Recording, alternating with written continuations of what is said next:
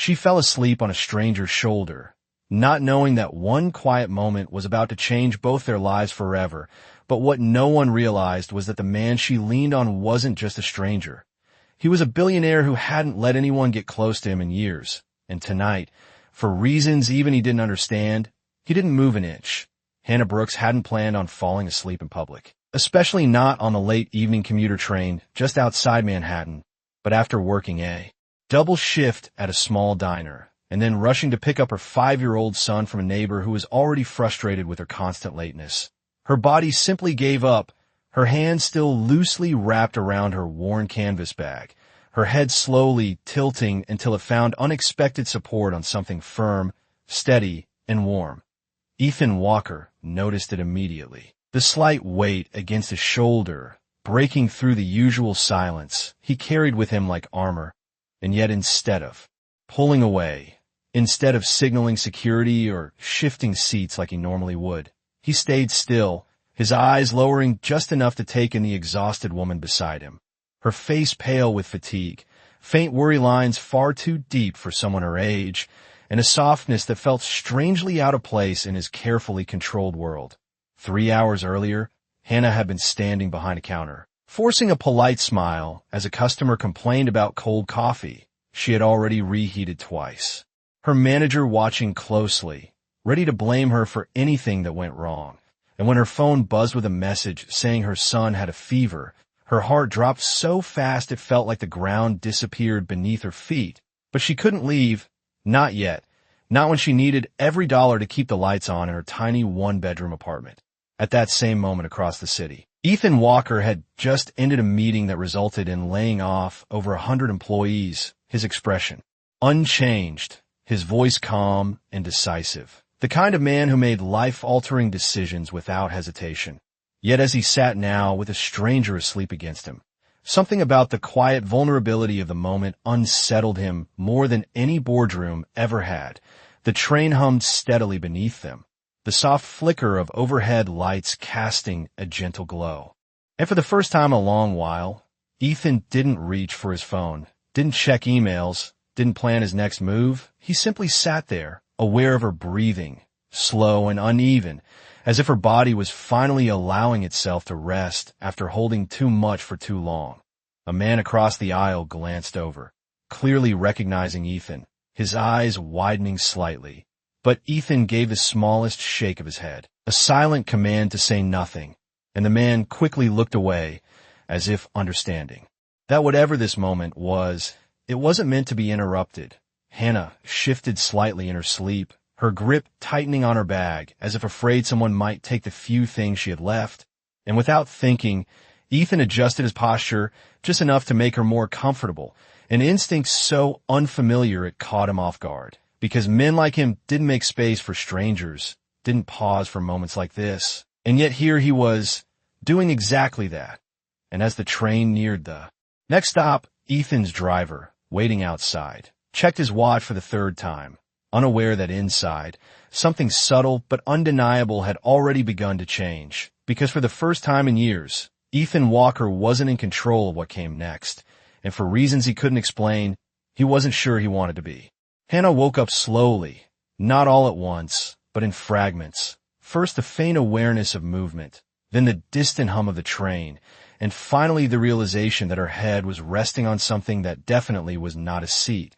Her eyes opening just enough to see the dark fabric of a tailored suit inches from her face before she immediately pulled back, her heart jumping as she straightened up, brushing her hair back in embarrassment while whispering a quick apology, her voice still heavy. With exhaustion, as she said she was so sorry and did not mean to fall asleep like that. But Ethan Walker did not respond the way most people would. There was no irritation, no sharp glance, only a calm, measured look as if the moment had not inconvenienced him at all. And that alone made Hannah even more self-conscious because she was used to people reacting, judging, sighing loudly when she took up even a little space in their world. She adjusted her bag on her lap, checking quickly to make sure everything was still there, a habit she had developed after too many close calls. And as she did, Ethan noticed the frayed edges of the fabric, the careful way she handled it, like it carried more than just belongings, like it carried everything she could not afford to lose. The train slowed as it approached the next stop, the soft announcement echoing overhead, and Hannah's eyes widened slightly as she realized how far she had gone. This was not her usual stop, not even close, and for a second panic flickered across her face as she calculated how much longer it would take to get back, how late it already was, and whether her neighbor would still be awake or already too annoyed to answer the door. Ethan caught that look, the quick shift from embarrassment to worry, and something about it felt familiar in a way he could not immediately place. So he asked, quietly but clearly, if she had missed her stop, his voice low and steady, and Hannah hesitated before nodding, admitting that she had just been so tired and must have drifted off without realizing it, adding a small, nervous laugh that did not quite hide the stress behind it. There was a brief silence, not uncomfortable but uncertain, as if both of them were standing at the edge of a conversation neither had planned to have. And then Ethan did something unexpected. He asked if she needed help getting back. The words simple but unusual coming from someone like him. And Hannah shook her head quickly, almost too quickly, insisting that she would be fine, that she could just take the next train back because accepting help from strangers was not something she allowed herself to do. Not anymore. Not after learning how easily kindness could come with conditions. The train doors opened with a soft chime, and a few passengers stepped off, the cool night air slipping inside for just a moment. And Ethan glanced toward the platform before looking back at her, as if making a decision, while Hannah stood up, adjusting her jacket, preparing to step off even though she was not sure what she would do once she did. But just as she moved, the train jolted slightly, and her bag slipped from her lap, landing on the floor with a soft thud, the zipper partially open, and for a split second, a small drawing fell out, a child's drawing, simple and uneven, showing a stick figure woman holding hands with a smaller figure under a bright yellow sun, and before Hannah could grab it, Ethan had already picked it up, his eyes lingering on it just a moment longer than expected, something shifting subtly in his expression as he handed it back to her. And when their eyes met, there was a question there he did not voice, but it was enough to make Hannah pause, just for a second, before she took the drawing carefully and whispered thank you, unaware that in that brief exchange, she had already become someone Ethan Walker could not easily forget. Hannah stepped off the train with the drawing pressed carefully against her chest, the cool night air hitting her face just enough to wake her fully, but not enough to ease the tight feeling in her chest as the train doors closed behind her and she watched it pull away, carrying with it the one person who had looked at her that night without impatience or judgment. And for a brief moment, she wondered why that mattered more than it should have. The platform was quieter than usual, the overhead, lights casting long shadows across the concrete as she adjusted the strap of her bag and quickly checked the time on her phone, her stomach dropping when she saw how late it had gotten, calculating the next train back, the walk from the station, and whether her son would still be awake or crying, because he always got restless when she was late, even if he tried to be brave about it. Behind her, inside the train, Ethan remained seated long after the doors closed, his gaze fixed on the empty space where she had just been, something about the way she held that drawing replaying in his mind, the quiet urgency in her movements, the way she seemed to carry responsibility like it weighed more than she could manage but refused to put it down, and without fully understanding why, he stood up just as the train began to slow for the next stop, making a decision he would not normally make, stepping off earlier than planned. Hannah was already moving toward the exit stairs, her pace quick, despite her exhaustion, when she heard footsteps behind her, steady and deliberate, and before she could turn, a familiar voice called out, asking her to wait just a second, and she stopped instinctively, turning to see Ethan approaching, his presence somehow even more noticeable under the harsh station lights.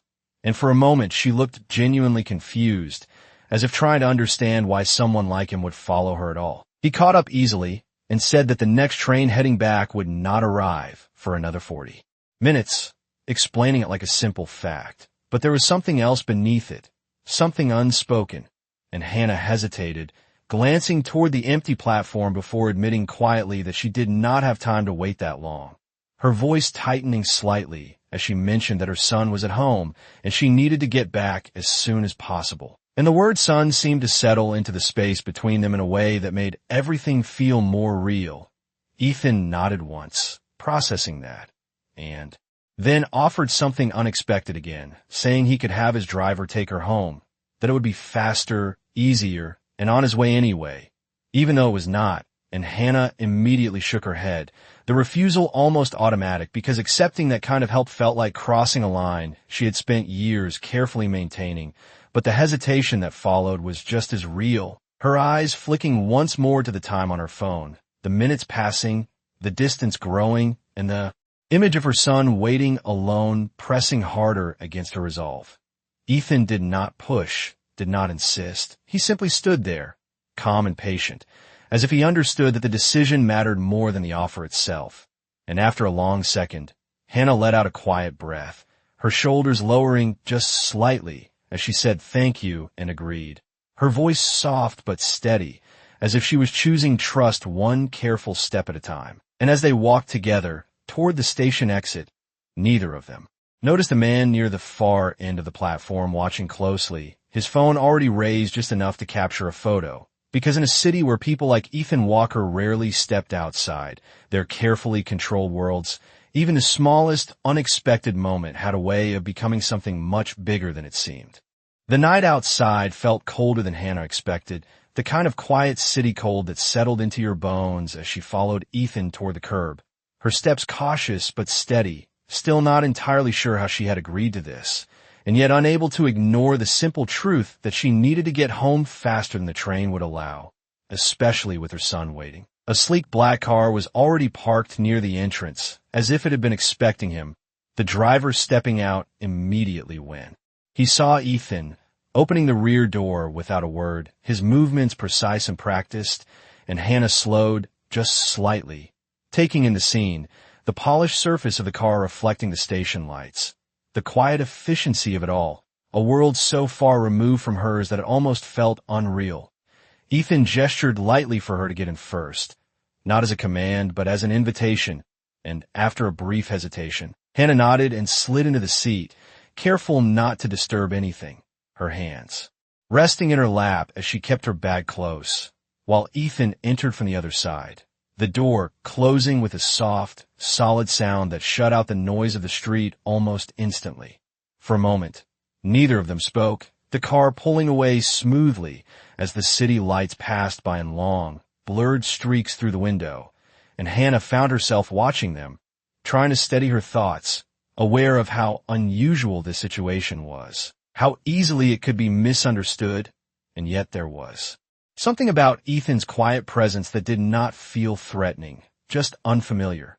He broke the silence first, asking where she lived, his tone calm and direct, and she gave the address, her voice softer now, as if the weight of the day was finally catching up to her, and he nodded once, relaying it to the driver before leaning back slightly, his gaze shifting toward the window, but not fully leaving her presence. A few seconds passed before he asked how old her son was, the question simple, but unexpectedly personal, and Hannah hesitated again, not because she did not want to answer, but because she was not used to being asked, not like this, not without judgment or assumption, and she told him he was 5, adding quietly that his name was Noah, her expression softening just a little when she said it, as if even speaking his name brought her a small sense of relief. Ethan repeated the name once under his breath, almost thoughtfully, before asking if Noah was the one who made the drawing, and Hannah glanced down at her bag instinctively, her fingers brushing against the paper inside before she nodded, explaining that he liked to draw whenever she was at work, that it helped him pass the time, and there was a faint smile in her voice, something warmer, something that had not been there before. Ethan listened without interrupting, his expression unreadable at first, but there was a subtle shift in his posture, a quiet attentiveness that suggested he was not just hearing her, he was actually listening, and that alone made the space between them feel different, less distant.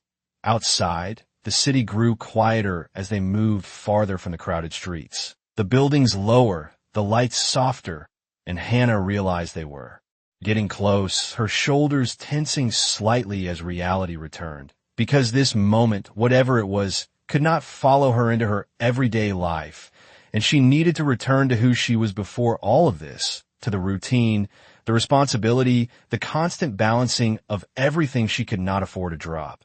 The car slowed as it turned onto her street. The uneven pavement and dim street lights, a sharp contrast to where they had just come from, and Ethan noticed the change immediately. The subtle tightening in her posture, the way she seemed to prepare herself before the car even stopped, and as the vehicle came to a gentle halt in front of her building, Hannah took a small breath, her hand already moving toward the door, but before she could open it, Ethan spoke again, his voice quieter this time, asking if Noah was feeling any better, and the question caught her off guard just enough to make her pause. Because it was not a question someone asked out of politeness. It was the kind of question someone asked because they remembered, because they cared enough to follow the detail. And for a second, Hannah looked at him differently, as if seeing not just who he appeared to be, but something more complicated beneath it, something she had not expected to find. Hannah paused with her hand still resting on the door handle, Ethan's question lingering in the quiet space between them. And for a brief moment she did not answer, not because she did not know what to say, but because she was not used to someone remembering something that small, something that important to her. And when she finally spoke, her voice softened as she admitted that he still had a fever earlier, but she hoped it had gone down. Her eyes dropping slightly, as if the worry had been sitting just beneath the surface the entire time. Ethan nodded. Once, his expression thoughtful, and then, without making it seem like a grand gesture, he reached into the inner pocket of his jacket and pulled out a small card, offering it to her with a simple explanation that if she needed anything at all, she could call that number. And Hannah hesitated again, looking at the card but not taking it right away, because moments like this always came with questions, with invisible strings she could not see yet, and she had spent too long protecting herself from exactly that. Before she could respond, a sudden voice cut through the quiet street, sharp and impatient, calling her name from the building entrance, and Hannah turned quickly to see her neighbor standing there with arms crossed, clearly irritated. And as she stepped out of the car, the tension in her posture returned immediately, apologizing as she hurried over, explaining that the train had been delayed, that she was trying her best, but the neighbor shook her head, saying she could not keep doing this, that it was too much responsibility, that next time she might not be there, and each word landed heavier than the last because Hannah knew she was right, knew she was asking for more than people were willing to give. Ethan stepped out of the car as well. Not intruding, but close enough to observe, his presence immediately shifting the dynamic as the neighbor's tone softened slightly, her eyes flicking between them, curiosity replacing irritation, and for a second, Hannah felt exposed, like her private struggles had been placed under a spotlight she did not ask for. She thanked her neighbor again quickly and moved past her, heading toward the apartment door with urgency now, her heart beating faster as she reached for her keys, pushing the door open and stepping inside, calling Noah's name softly. And when a small voice answered from the couch, relief washed over her so quickly it almost made her dizzy, because he was awake, wrapped in a blanket, his cheeks slightly flushed but his eyes lighting up the moment he saw her. She rushed over, kneeling beside him, touching his forehead gently, still warm but not as hot as before, and he smiled weakly, holding up a crumpled piece of paper, another drawing, saying he made it while waiting. And Hannah swallowed the tightness in her throat as she hugged him carefully, whispering that she was sorry for being late, that she was here now. Outside, Ethan remained by the car for a moment longer, watching the faint light through the window, the silhouette of Hannah moving quickly inside. And something about that scene stayed with him, something steady and real in a way his world rarely was. But just as he turned to leave, his phone vibrated in his hand, a notification lighting up the screen, and when he glanced at it, his expression shifted. For the first time that night, because it was a photo, taken only minutes earlier at the station, showing Hannah asleep on his shoulder, already circulating online with a caption that was spreading fast, questioning who the woman was and why Ethan Walker, a man known for his distance and control, had allowed it. And as he looked back toward the building one last time, he realized that whatever this moment had been, it was no longer private. and it was about to become something neither of them was prepared for. The apartment felt warmer than the night outside, but the air was heavy with everything Hannah had not yet had time to process. The exhaustion, the relief, and the quiet fear that tomorrow would bring the same struggle all over again. And as she sat beside Noah on the worn couch, brushing his hair gently away from his forehead, she tried to focus only on the present moment, on the fact that he was here, that he was safe, that his breathing was steady, even if still slightly uneven. Noah leaned into her, his small hand gripping her sleeve, as if to make sure she would not disappear again.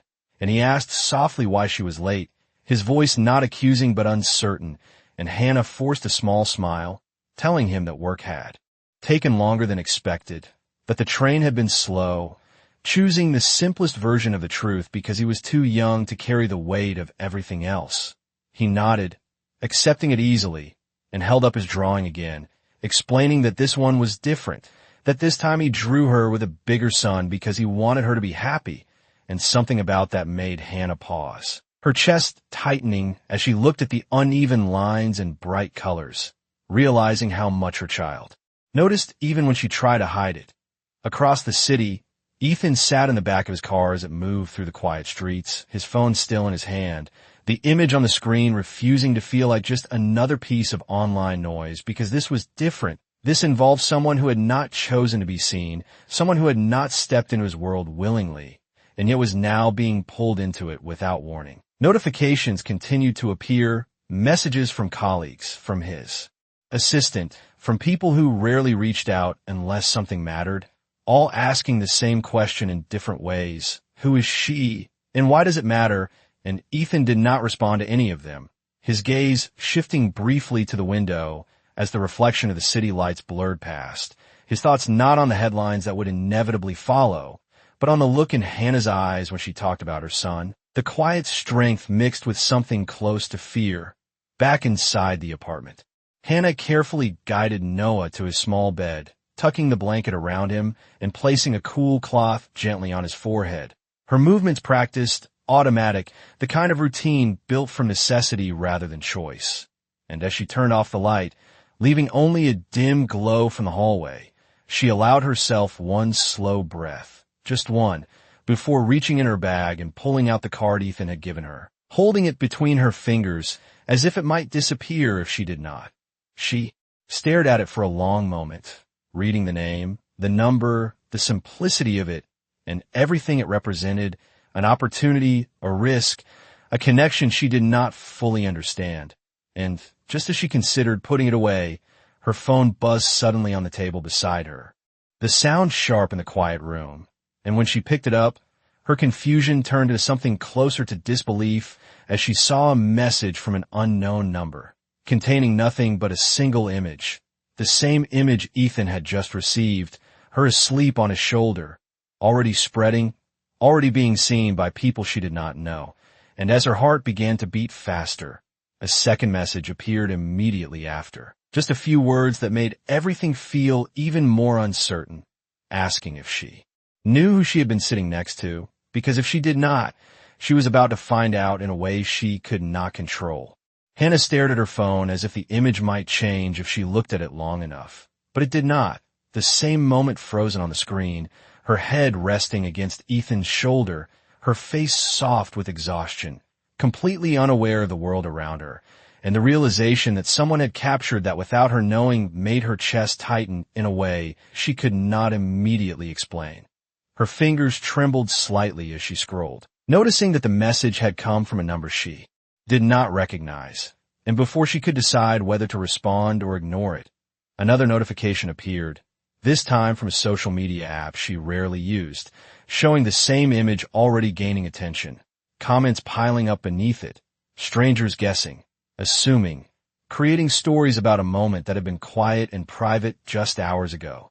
She quickly locked her phone, as if shutting it off could stop whatever was starting, but the unease remained, settling into her thoughts as she glanced toward Noah's room, the soft glow from the hallway light still visible under the door, reminding her that she did not have the luxury of getting pulled into something she did not understand.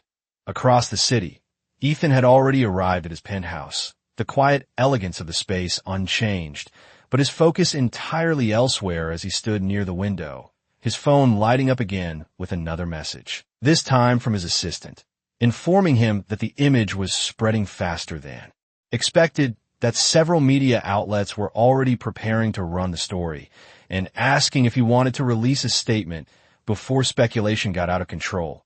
Ethan did not answer immediately, his gaze fixed on the city below, the endless grid of lights stretching out in every direction, and for the first time in a long while, the control he was known for felt slightly out of reach, not because of the attention itself, but because of who it involved, because Hannah had not chosen this, had not stepped into the spotlight willingly, and yet she was already being pulled into it. Back in the apartment, Hannah tried to focus on small, practical things, rinsing a glass in the sink, folding a blanket, anything to keep her mind from returning to the image. But her phone buzzed again, and this time she hesitated before picking it up, her instincts telling her that ignoring it would not make it go away.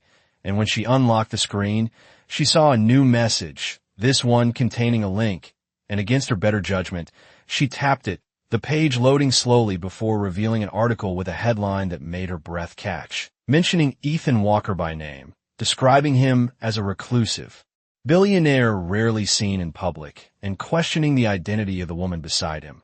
Her eyes moved quickly across the text, her pulse rising as she realized how much attention something so small had already drawn, and then she saw it, a line that suggested the woman might be someone close to him, someone important, and she shook her head instinctively, whispering to herself that it was not true, that none of this was real. But the more she read, the harder it became to dismiss.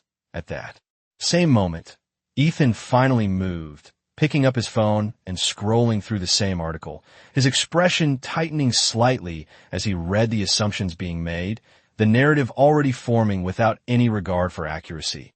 And after a brief pause, he made a decision, dialing a number he rarely used directly, his voice calm, but firm as he instructed that the story be handled carefully, that no personal information about the woman be released, and that any further coverage be controlled, before it escalated further. But even as he gave those instructions, he knew something had already shifted, because stories like this did not disappear once they started. And as Hannah sat alone in her small apartment, her phone still in her hand, the glow of the screen reflecting in her eyes, she realized that the quiet life she had been fighting to hold together had just been placed in a world far bigger than she ever wanted to be part of, and there was no clear way to step back out of it. Hannah barely slept that night, the hours passing in fragments as her mind refused to settle. Every time she closed her eyes, she saw the image again, the way it looked from the outside, like something intentional, something meaningful, when in reality it had been nothing more than exhaustion and coincidence, and yet the world did not see it that way. By early morning, the quiet of her apartment was broken by the sound of her phone vibrating repeatedly on the table, notifications stacking faster than she could read them, messages from unknown numbers, missed calls, even a voicemail she did not dare to play yet. And when she finally picked up the phone, her breath caught as she saw that the story had grown overnight. More articles, more speculation. Her face now clearer in the images, people zooming in, analyzing, asking questions she did not have answers to. She quickly turned the phone face down, pressing her palm against it as if that could stop it, her thoughts racing not about herself, but about Noah, about what this could mean if it reached too far in her life, if someone showed up at her door, if her name became something people recognized without her consent. In the city across from her world, Ethan was already awake, standing in a quiet office space within his home, a large screen in front of him displaying multiple headlines at once, each one more exaggerated than the last. And although his team had managed to prevent the release of Hannah's full identity, the interest had not slowed. If anything, it had intensified, because mystery always did that, and he knew that silence alone would not be enough to contain it. His assistant stood a few steps away, carefully explaining the situation, suggesting controlled statements, strategic appearances, ways to redirect attention. But Ethan was not fully listening, his focus narrowing instead on one simple fact. Hannah had not asked for this. and whatever happened next would affect her far more than it affected him. Back in her apartment, Hannah forced herself to move, to follow routine, to make breakfast even if her hands felt unsteady, to check Noah's temperature again, relieved to find it slightly lower than before. And when he looked up at her with a small smile, asking if she could stay home with him today, her heart tightened because she wanted to say yes, more than anything, but reality did not allow that kind of choice. Not easily, not without consequence. She knelt beside him, brushing his hair gently as she explained that she would try, that she would figure something out, even though she did not yet know how. And as she stood up, her phone buzzed again, this time with a message that made her pause completely, because it was not from an unknown number. It was from Ethan. The message was simple, direct, asking if she was all right, if anyone had contacted her, and telling her not to worry, that he was handling the situation, and Hannah stared at the screen for a long moment, unsure how to respond, because part of her felt relief that someone understood what was happening, while another part of her hesitated, unsure if stepping further into his world would solve anything or only make it harder to step back out. At that same moment, outside her building, a car slowed as it passed, the driver glancing up at the windows as if checking for something, and although it continued on without stopping, the feeling it left behind was enough to make the quiet street feel different, less private than it had been before, and as Hannah stood there, her phone still in her hand, she realized that this was no longer just a moment that had gotten out of hand. It was something growing, something moving toward her, whether she was ready or not. And the only question left was whether she would face it alone or accept the one connection she had never expected to rely on. Hannah stood still for a long moment, her eyes fixed on the message from Ethan as if the right response might appear if she waited long enough. The words simple, yet carrying more weight than she was ready to handle. And across the room, Noah shifted slightly on the couch, his small voice breaking the silence as he asked if she was going to work, pulling her back into the reality she could not ignore. She quickly set the phone down and walked over to him, kneeling beside him with a gentle smile that tried to hide the uncertainty building inside her, telling him she would stay a little longer this morning, just until she figured things out. And he nodded, trusting her completely in a way that made every decision feel heavier. Her phone buzzed again, not with a message this time, but with a call, the same unknown number from the night before, and after a brief hesitation, she answered, holding the phone close as a calm but unfamiliar voice introduced itself as someone from a media agency, speaking politely but directly, asking if she would be willing to comment on the photo, to share her story, offering what sounded like opportunity but felt more like pressure. And Hannah's expression tightened as she responded carefully, saying there was nothing to share, that it had been a misunderstanding, but the voice continued, suggesting that the public was already interested, that her perspective could shape the narrative, and for a moment she felt the ground shift beneath her, because this was how it started, not with force, but with persuasion. She ended the call quickly, her hand lowering slowly as she tried to steady her breathing, and without thinking, she reached for the card Ethan had given her the night before, her fingers tracing the edge of it as if grounding herself in something real, something she had actually experienced, not something created by strangers online.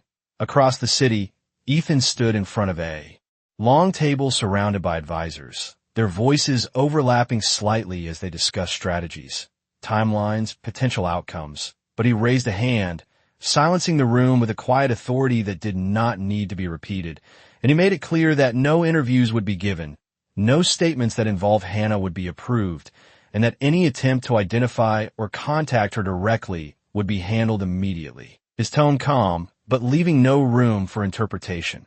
One of his advisors hesitated before pointing out that the lack of response might increase speculation, that the public might push harder for answers. But Ethan did not change his position, because for the first time, this was not about controlling perception. It was about protecting someone who had not asked to be part of it. Back in the apartment, Hannah picked up her phone again, her thumb hovering over Ethan's message as the weight of everything pressed in from all sides, the calls, the articles, the uncertainty of what might come next. And slowly, carefully, she began to type a response, not long, Not complicated, just honest, telling him that she did not know what to do, that people were already reaching out, that she was worried about her son. And when she sent it, she felt a strange mix of relief and fear, as if she had just crossed a line she could not step back from. The reply came faster than she expected, almost immediate, and as she read his words, her breath caught slightly, because he was not offering vague reassurance or distant support. He was telling her that he was coming to see her, that it would be easier to explain everything in person. And for a moment the room felt very still, the quiet stretching as she looked toward the door, then back at her phone, her thoughts racing, because this was no longer just a situation unfolding around her. It was about to walk directly into her life.